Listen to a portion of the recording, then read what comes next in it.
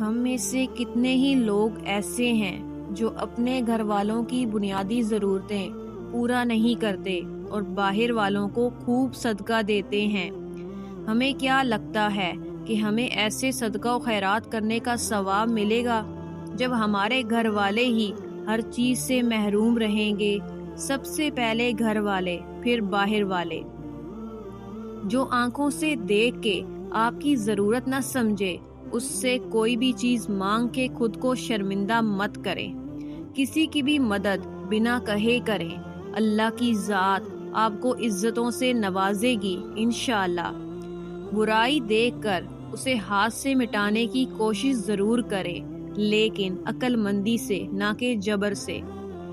بچوں کی تربیت میں صرف قرآن و سنت کو دیکھیں، یہ نہ دیکھیں کہ دنیا کہاں جا رہی ہے، بلکہ یہ دیکھیں کہ ہم نے دنیا کی مان لی تو ہمارے بچے کس طرف چلے جائیں گے۔ اپنی بیماریوں، تکلیفوں کے سٹیٹس مت لگائیں، بلکہ صبر اور نماز سے اللہ سے مدد چاہیں۔ رسول اللہ صلی اللہ علیہ وآلہ وسلم کو جب پریشانی آتی تو آپ فوراً نماز کی طرف جاتے اور ہم ٹیلی فون کی طرف تاکہ لوگوں کو بتا سکیں کہ ہم کتنی تکلیف میں ہیں۔